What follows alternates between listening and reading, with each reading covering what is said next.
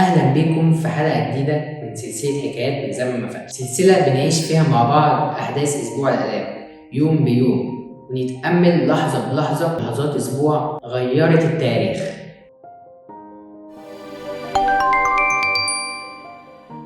النهاردة بنحكي عن يوم الاثنين، يوم طرد فيه يسوع الباعة من الهيكل وأعلن غضبه على كل صور الاستغلال والرياء. يوم بيوجه لنا فيه دعوة: بيتي بيت الصلاة يدعى وأنتم جعلتموه مغارة لصوص. يوم الاثنين مش مجرد حدث قديم، لكنه رسالة حية لكل قلب محتاج يتنقى، وكل نفس محتاجة ترجع للهيكل الحقيقي بحضور الله. استعدوا، لأن الحكاية النهاردة فيها نار بتطهر وصوت بيوعظ ونار بتجدد. نرحب النهاردة بميس هبة جرجس. الأخبار؟ الحمد لله. دايما حدث النهاردة عن يوم الاثنين. ممكن نعرف ايه اللي حصل في يوم الاثنين؟ هو حصل حدثين مهمين، والحدثين بيقولوا ان ربنا دايما بيدور على القلب. اول حدث معانا هو لعن شجرة السيد المسيح لما مات. كان ماشي في الطريق رايح الهيكل، وهو كان رايح شاف شجرة تين جميلة جدا، كانت من جوه كانت فاضية، قلبها فاضي من جوه. من بره كان شكلها حلو قوي، لكن من جوه كان شكلها مش حلو، وعلشان كده هو لعنها. طب هو ده السبب اللي خلى السيد المسيح يلعنها ولا في حاجة تاني؟ لعنها عشان شكلها من بره كان فيها ورق كتير قوي، لكن لما بص على جوه الشجرة لقاها فاضية. وكتير قوي قال لنا السيد المسيح إن هو بيدور على القلب. دخول السماء بالقلب الأبيض، دخول السماء بالقلب.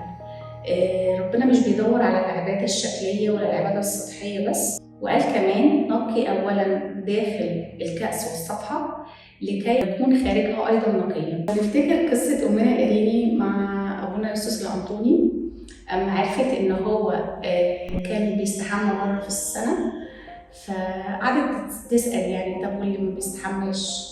راح جه ساعتها أبونا يوسوس الأنطوني رد عليها وقال لها واللي ما بيستحماش واللي بيستحمى برضه يخش السما، أهم حاجة نقاوة القلب.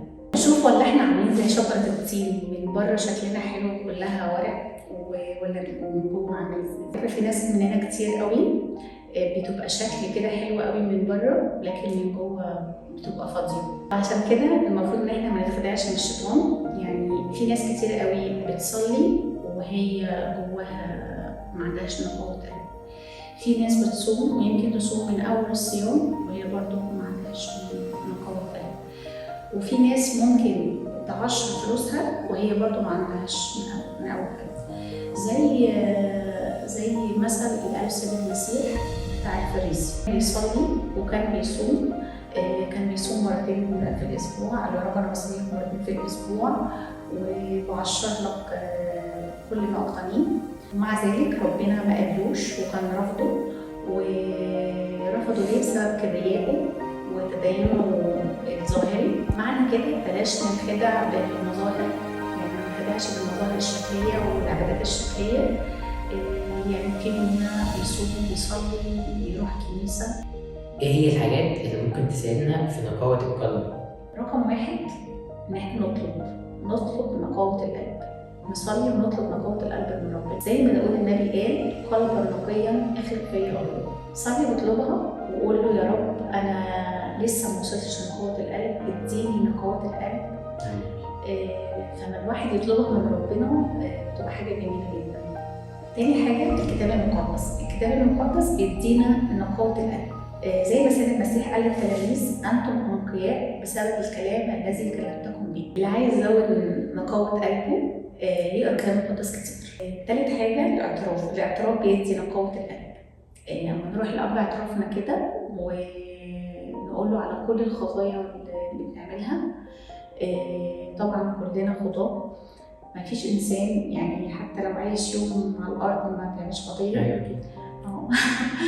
فأما بنطلب بقى من أب اعترافنا ونروح له كده بكل اللي جوانا، يفحص كل حاجة، نقول كل حاجة بوضوح بصراحة بالتفاصيل. فكل دوت بيساعد في نقاوة القلب. زي القديس الأنبا موسى لما اعترف بخطاياه كلها، اللوحة السوداء بتاعته اتحولت للوحة البيضاء بسبب النقاوة، بسبب سر الاعتراف. دم المسيح بيدي نقاوة قلب. يا بخت اللي طهر نفسه دايما باستمرار كده بدم المسيح. احنا لو مارسنا ال4 حاجات ديت ممارسة روحية حقيقي مطلوبها حقيقي بمعونة ربنا، فأكيد هنحصل على نقاوة. طب وإيه هو الحدث التاني؟ إن السيد المسيح له المجد أما دخل الهيكل شاف هناك جوه الهيكل ناس بتبيع وبتشتري وناس بتغير عملات، فطردهم كلهم وقال لهم الجملة المشهورة اللي كانت مكتوبة في العهد القديم: بيتي بيت الصلاة يدعى وأنتم كعدموه مغارة لصوص. نقول له معناه إيه يا رب؟ معناه وربنا بيقول لنا محدش يخش بيتي غير اللي هيصلي بس. بيتي بيت الصلاة يدعى، وأي حد يخش بيتي مش بيصلي أنا هرفضه وهطرده بره البيت. ممكن يكون في ناس فينا باستمرار بنروح الكنيسة مواظبين على حضور القداسات والاجتماعات والحاجات دي، بس للأسف أنا بروح عشان أدين غيري أو مجرد كما لقوم عادة بروح كده وخلاص، أو حاجة متعود عليها إن أنا لازم أروح الكنيسة، لكن مش بصلي باستحقاق أو مش بروح إن أنا أتقابل حقيقي. لو رجعنا كده لورا افتكرنا كام سنة فاتت أيام كورونا كنا بنتمنى الكنيسة تفتح عايزين نصلي، كانت الصلاة بحرارة جامدة جدا. ورجعنا تاني إن إحنا برضو إحساس الصلاة برضو مش زي فترة الكورونا، كنا في البيت بنصلي وما بنسيبش الصلاة خالص. عايزين كل واحد فينا يدور على الضعف اللي جواه ويبتدي يفحص ذاته كويس ويغير من نفسه. ربنا بيقول لنا إن أنا عايزك أما تيجي الكنيسة تيجي لي أنا بس، تصلي لي وتسجد لي أنا بس، مش جاي عشان تقابل الناس بقى. في نهاية حلقتنا النهاردة عن يوم الاثنين اتعلمنا من يوم الاثنين إن هو بيشاور لنا على حاجتين مهمين جدا. أول حاجة نقاوة القلب، تاني حاجة فكر لما تروح الكنيسة إنك تبقى تصلي لربنا يسوع بس. يمكن في حياتنا في أماكن مليانة فوضى ومحتاجة تغيير حقيقي، ويسوع النهاردة بيقول لكل واحد فينا افتح لي الباب خلوني أدخل طاهر وأرجع الهيكل يبقى بيت صلاة مش مغارة لصوص.